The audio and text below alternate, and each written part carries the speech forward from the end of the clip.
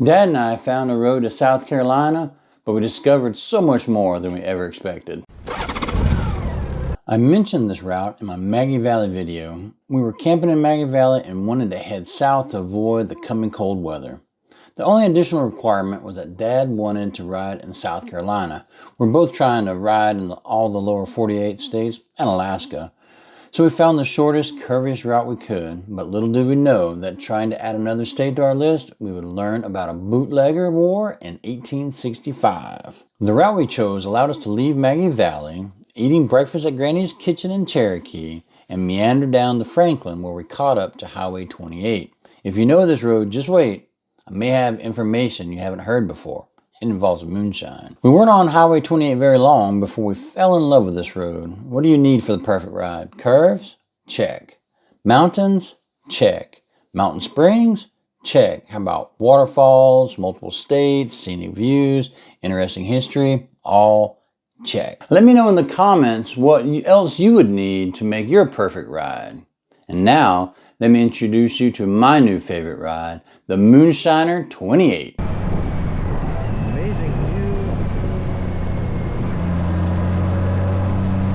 It's not a surprise that a road that stretches across the Carolinas, Georgia, and Tennessee would be called Moonshiner. Moonshine and bootlegger stories have become a thing of legend for this area. But when Dad and I rode through the small town of Highlands, North Carolina, our jaws dropped because of the beauty, and we were blown away when we learned about a Moonshine War. Our first reaction was, we need to move here. After Mom did a quick real estate search while on the phone with Dad, we decided affordability may prohibit our relocation. I was so enthralled with the History of Highlands that I purchased this giant history book. This is a tiny town with a current population just barely over 1,000, but residents have included Burt Reynolds, Steve Martin, Stephen King, and Nicole Kidman. With most history over 100 years old, facts get a little fuzzy. With that in mind, this is my understanding of how the Moccasin War went down in the spring of 1885. Highlands was a dry town. I mean, really dry. It had its own temperance society, and it didn't get its first liquor store until 1977, 92 years after this war. But moonshiners would come up from Moccasin, Georgia, later known as Satola, to sell their goods to the young men of the town. Not acceptable to the fine townsfolk. Eventually, Deputy Marshal T.P. Coward and 3 other revenuers captured 2 of the moccasin bootleggers in Georgia. Now that might be the end of it all, but if it were, this would be a very exciting tale. When passing back through Highlands, the revenuers had to stop. Since there was no jail in the town, they kept the prisoners at Highland House, the local inn.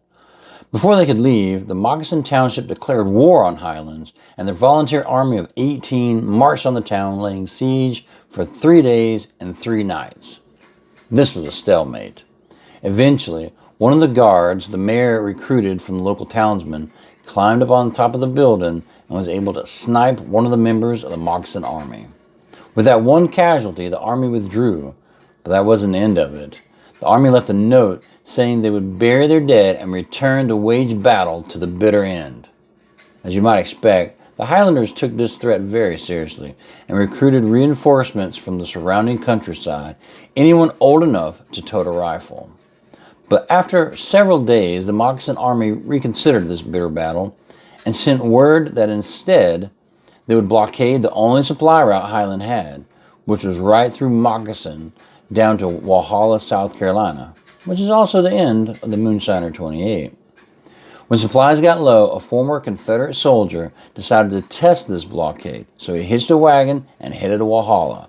He got as far as Pine Mountain, Georgia, when he saw 4 Billingsley brothers marching up the road, Winchester rifles at the ready.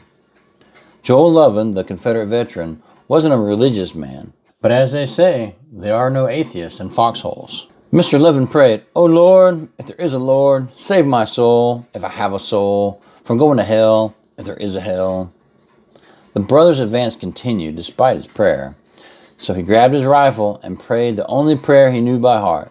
"O Lord, for what we are about to receive, let us be truly thankful." The boy's advance continued as he began to sense the familiar closeness of battle. So he readied his rifle and said one more prayer. Oh Lord, if you won't help me, just don't help the Billingsleys. To this day, no one knows if it was the prayer or the rifle that saved them, but the brothers passed by without raising an eye, and thus ended the blockade and the Moccasin War. If you aren't overwhelmed by the beauty of this ride, you can almost feel the rich history all around you. Dad and I can't wait to ride this again. Who knows? Maybe we'll meet a bootlegger in Georgia. Let me know if you want to learn more about the Moccasin War or Highlands by leaving a comment. And if you like this video, let me know with a like and a subscribe. This is Redbeard. Until my next adventure, see you on the road.